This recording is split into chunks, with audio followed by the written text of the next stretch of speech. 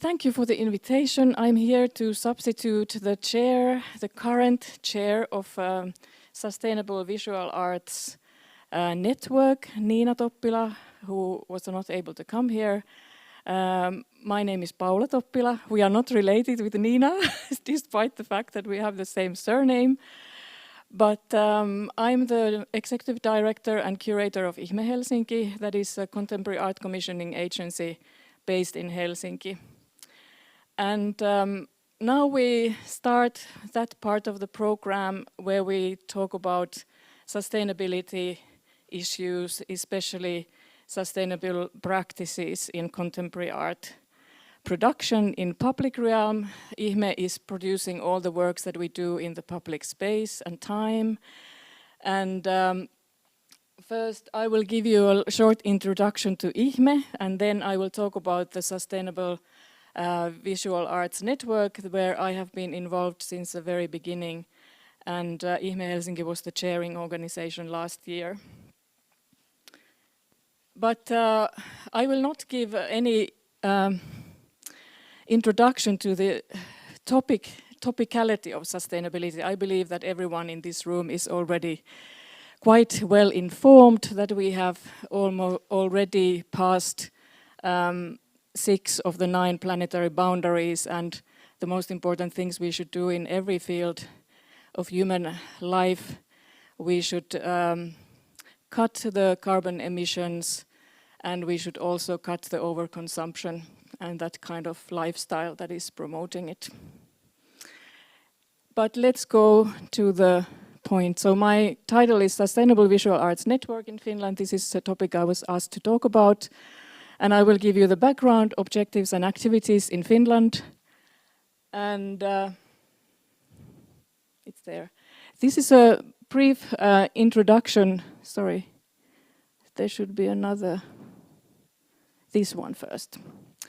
So IHME Helsinki is an organization that has a predecessor in IHME Contemporary Art Festival that we did for 10 years. So IHME is run by a private foundation, Pro Arte Foundation Finland. And we are funded by private foundations in Finland, several ones. And IHME has focused since the beginning on 1 annual art commission and 3-day festival focusing on the very topics of the commission. And since 2019, we transitioned from the festival to contemporary art commissioning agency IHME Helsinki that brings together art, science and climate work and explores is it possible to become smaller but more impactful. So we reduced our programs to the annual commission instead of the festival. And wanted to explore the sustainability issues in art and art production and art institutional life. What does it mean to be eco-socially conscious institution? So still we do just 1 annual temporary art commission by internationally recognized artists in the public realm that is connecting with life support systems of the planet. And we have chosen to have a holistic approach to sustainability. We have produced quite a lot of knowledge on our website with Ecoblog and other texts on our website on environmental impact of an art institution and art production from carbon footprint to cultural change needed in societal sustainability transformation. And here are the artists that we have been working so far with variety of mediums, always artists working directly with scientists together or with the scientific context. We have collaborated quite a lot with the Sustainability Institute of Helsinki University. And this year we will open in the end of August Shanna Katyrova's installation in Vanhan Kaupungin Koski, which is an old water power plant in the oldest part of Helsinki, where Helsinki was born in 1550. But now we will go to my actual topic. How did the Sustainable Visual Arts Network get started? In 2019, when we started our journey towards more ecological practices in arts, we made major changes in our organization. We changed the board members, we changed the advisory board members. I also realized that we need different kinds of expertise in our staff members. We are only 2 people working full-time over the year, and then I hire for project-based workers each year. But then I also wanted to find out if we need a staff member who is able to focus on this environmental impact of an art institution, and then we hired eco-coordinator, first of its kind in the art scene. And 2020, when the eco-coordinator started to work, who was Saara Korpela, we have been colleagues with Saara for 4.5 years. She has also worked with many other institutions, but we got started with in 2020, and when we announced this position, also Mustarinda, Hiab and Frame expressed their will to join on this journey and hire eco-coordinator to work with their organizations as well. And this is how the Eco Club was born.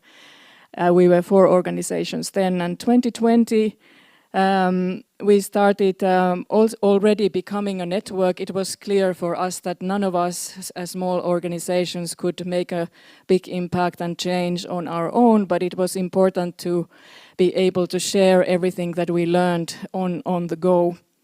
And already in 2020 we had guests in our meetings from National Gallery, Emma Museum, Pro Artibus Foundation and many other institutions described here. And first full-day eco-seminar was being organized in 2020 by the Eco Club members, and since then we have become bigger, and especially in 2022 when the University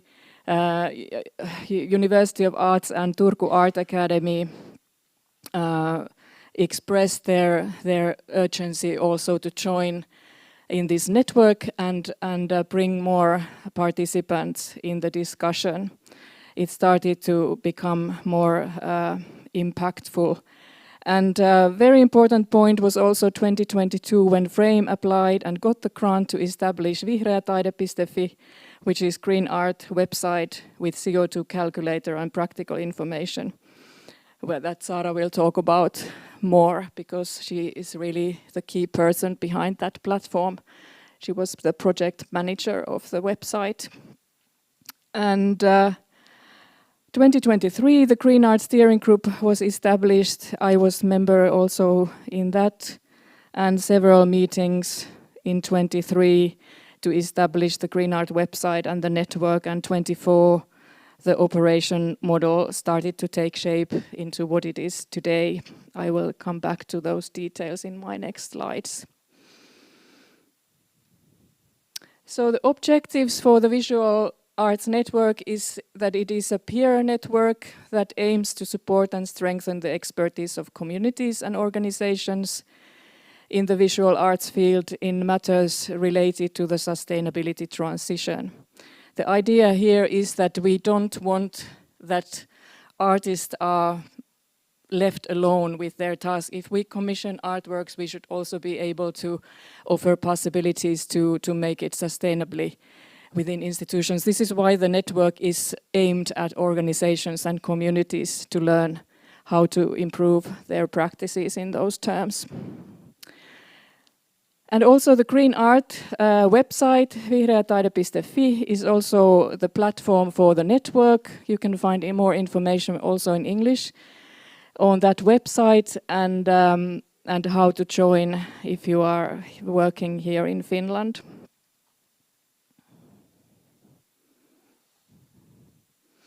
And how is the network led? The network has 2 chair organizations annually. In order to the organizations to represent a diverse field, one organization represents larger art institutions, for example, museums, advocacy organizations, and the other represents smaller ones like associations, independent actors, and so on. And the network has a steering group consisting of representatives of the previous chair organizations and the future chair organizations. So next 2 years, the idea is that there will always be 6 organizations presented. so that the learning process is guaranteed. So the steering group's task is to support the chairs in charge in their duties and to ensure continuity of leadership in the network. And the steering group may hold also its own meetings in order to develop programs. I always show different wrong way, it's there, the machine. And the membership organizations and communities, as said, in the visual arts field that wish to promote sustainability in their own organizations are eligible to apply for membership. And it's very simple process through the website by filling a form, and organizations can apply for membership there, and each organization appoints one official representative to the network, but many employees may also join the meetings. And network members are obliged to actively develop their expertise in sustainability work and share their expertise within the network in order to promote the development of the work skills and abilities of network members, and to expand the impact of the network's work beyond the network itself. So it's a collective learning process, being part of the network. And what does the network do? Activities. So the Sustainable Visual Arts Network since last year organizes 4 network meetings per each year, 3 of which are remote meetings so that members in different parts of Finland can join. And 1 network meeting per year is the Sustainable Visual Arts Day, which was organized the 2nd time this year. It's a 1-day seminar type of event, which allows for both face-to-face meetings and remote participation. The conference shares the latest news, knowledge and expertise from the field. It's usually member organizations who are presenting their practices without forgetting the international dimension. So we always like to have a guest speaker from somewhere else outside Finland. The chair organizations can also decide on other meetings, such as more informal online morning coffees that we had last year, and they are continuing being organized this year, which means that there is Zoom meetings where anybody can join. There's no agenda. Anybody can bring their own problems or inspirational practices to the others to be discussed. And language issue is also important. The official language of the network here in Finland is Finnish, but we also very carefully consider when other languages are needed, and English is often present because we have many members from organizations that are not Finnish language organizations. And also the meeting memos are being shared in a language that are appropriate. And communications, how do we communicate with our members and other audiences? So we try to make it as open as possible. So internal communication happens by emails. We have a mailing list. And the Green Art website and the Sustainable Visual Arts Network have joint social media channel in Instagram at Vihreä Taide, which I recommend to follow. And it also serves as the network's external communications channel for meetings, events, and current topics of discussion. Those open morning coffees are open for anybody, so they are not only for members, but anybody who is interested and wants to share. And also the chair organizations will plan their communications for 1 year. So chairing organizations are always for 1 year, not to make it too heavy for 1-2 organizations. Sorry, it's so quick. Back. Let's see. Yes, this was right. And this is the chairing organizations we were chairing last year together with Frame Contemporary Art Finland. And this year, Finnish Artists Association and Helsinki Kunsthalle are the chairing organizations. So Nina Toppila is the director of Helsinki Kunsthalle, who was supposed to be here.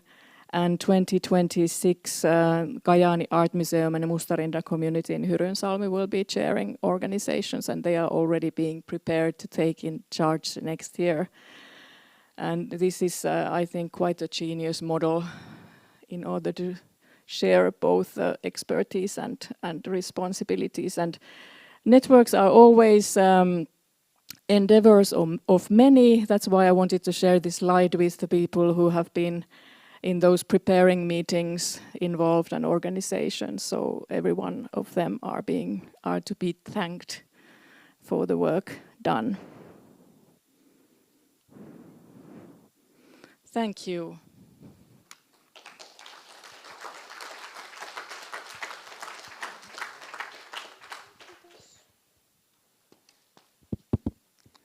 Okay, thank you.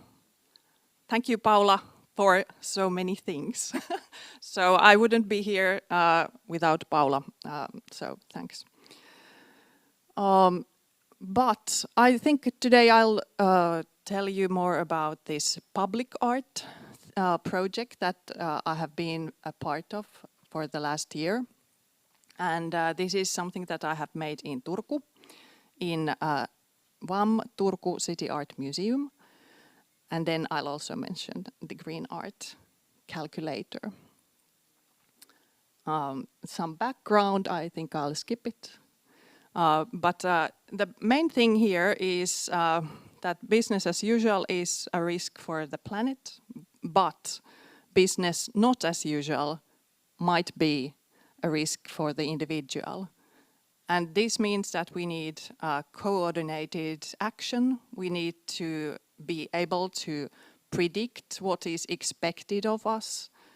We need to make the transition to sustainability more smoother to artists who have precarious jobs and so on. So it's a big responsibility on the art commissioner.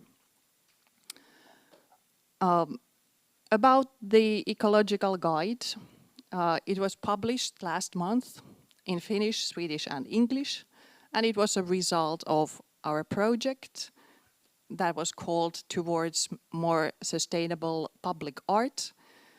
The project included some workshops and seminars for public art commissioners and artists, mainly in southwest Finland. And the whole project started as a result from Turku public art policy, which stated that ecologically sustainable art is the goal. And that public art policy had and has 5 public art procurement criteria: artistic creativity and aesthetic quality, professional competence and technical quality of production, integration of the artwork into the place where it's located, then participation and event-based elements in the art project, and 5, last but not least, art production from the sustainability perspective. And in order for us to be able to reply if somebody asks, how did you assess this? What does ecological sustainability mean? As a reply, as an answer to this, we created this ecological guide for public art. And what does the guide mean? It does not exclude any medium of art or any technique or any form of art. It emphasizes the dialogue between the art commissioner and the artist. And it helps to take into consideration the ecological aspect throughout the process, from the very beginning until the end. Each project specifies, so the art commissioner specifies what are the ecological requirements for this specific project, but the ecological guide has threshold values that are common for all projects. If the values are not exceeded, there's no need to do anything. If they are exceeded, then a simple carbon footprint calculation is needed from the artist. The framework and approach of the guide it's based on the planetary boundaries, which is on the right, and the idea of sustainability transformation, the idea of a need for a great change in this society. And as you can see here, there's this green space, safe operating space. That's where we aim at. And I would say that art, usually art, is located within the safe limits of the planet. Another starting point is life cycle assessment and carbon footprint, carbon handprint, nature handprint come along with it. We had as our kind of support the international legislation, national legislation, and also Turku city goals and programs. Turku has quite ambitious goals. It has like carbon neutrality or net zero carbon goal for 2029.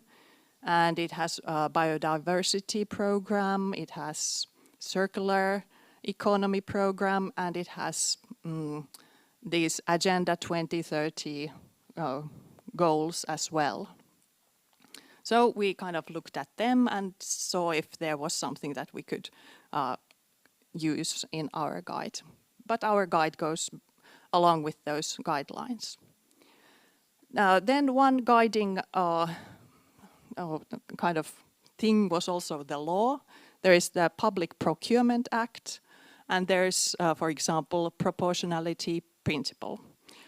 This means that the bigger the project or the bigger the purchase, then the more requirements we can make. So the art project, the money there is usually much smaller than the construction projects. So also the ecological requirements have to be lower, or the reporting requirements cannot be as strict as for those big construction projects. The new tools that the guide provides, it provides a checklist for the art commissioning process, example sentences for briefs, artistic briefs and contracts. This is something that you can copy from there and you can use it as it is, or you can change it and use it in the way that you want to use it. But anyways, it kind of helps you. It's something that will be helpful. Then there are the threshold values, and then there are some examples of those carbon and nature handprints.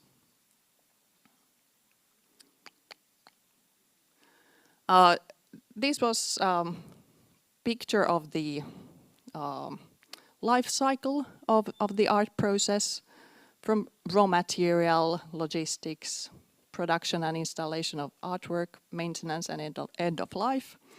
Here you can see the recycling sign, although it seems that artworks are not usually recycled, at least in the museum context. Maintenance is also a big important part when the museum looks at those artwork, pieces of art. Then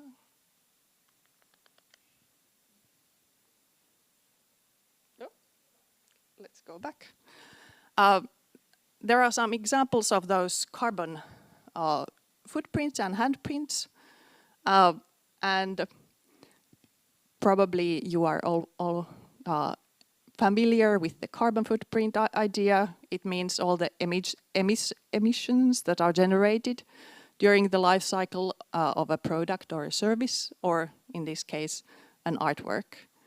And then a carbon handprint means all those emissions or that emission reduction that is generated in somebody else's activities thanks to the product or a service. So if the artwork could produce or reduce the emissions created by the people that live in Lappeenranta city, then that would be the artwork's carbon handprint. But there are some examples of that in the guide.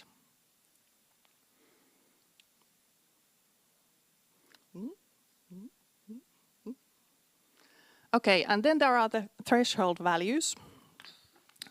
This is like very, very simple, simplistic understanding of carbon footprint. And this is what we kind of require. There are 4 categories that we look at. And then we tell what kind of information is needed, the level of accuracy, like how you don't need to know the grams. It's enough if you know like 100 kilogram level or that approximity. And then there are the threshold values. So we look at raw material manufacturing. What do we look at? You need to know how much does the material weigh. And if the material weighs over 1,000 kilograms, then, only then, you need to calculate the carbon footprint of that artwork. But if you use gold, then you'll need to calculate the carbon footprint as well. Because we noticed in the process that gold has a very high emission factor. The second row about the artwork production. If you consume more than 10,000 kilowatt hours of energy during the artwork production, then you need to calculate the carbon footprint. So this is something that the artist and the commissioner need to kind of estimate in the beginning of the art commissioning project, or this during those discussions. Also, transport and mobility. You kind of need to know the kilometers. But if there are flights or temperature-controlled transportation, then you need to calculate the carbon footprint. And then the last row is about displaying the artwork. And what the artist needs to know is the power needed for the equipment in watts. So if there are like equipment that uses more than, or the power is more than 1 kilowatt, then the calculation is needed. And all of this is something that this is kind of the threshold values 1.0, and we are going to look how these work. If it seems that the threshold values are too high or too low, then we can change them. Or if there is something that is kind of impossible to know or something, so we can make the changes. And if the threshold values are exceeded, even if one value is exceeded, then this is how the spreadsheet looks like. It contains the same elements as the threshold value list. It's quite simple. It doesn't look maybe simple, but it is.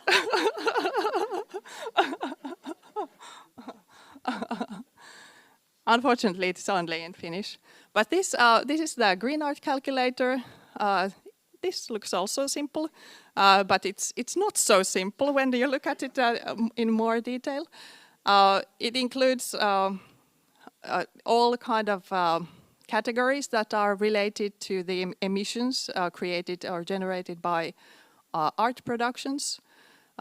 Travel and deliveries are here at the first row because they are usually the biggest source of emissions. Then energy consumption, purchases, materials and waste.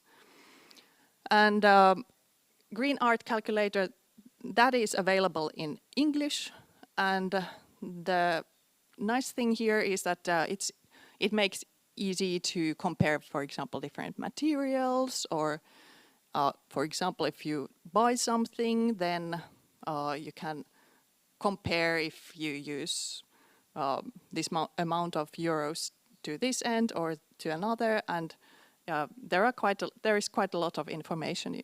So I recommend you kind of try it out. One thing there is like different materials. You can find, for example, some metals, and then choose the metal and write down the kilograms, and you'll get the results right away. So that's basically it. This is a calculation that I made with the Green Art Calculator.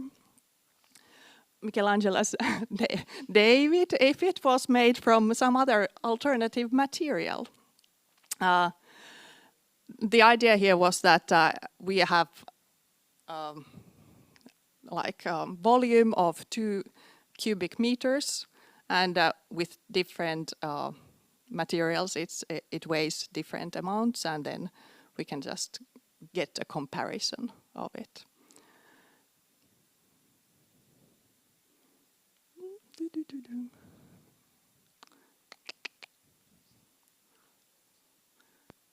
And what it should be maybe compared to is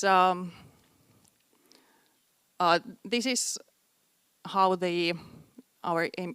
we should be able to reduce our emissions.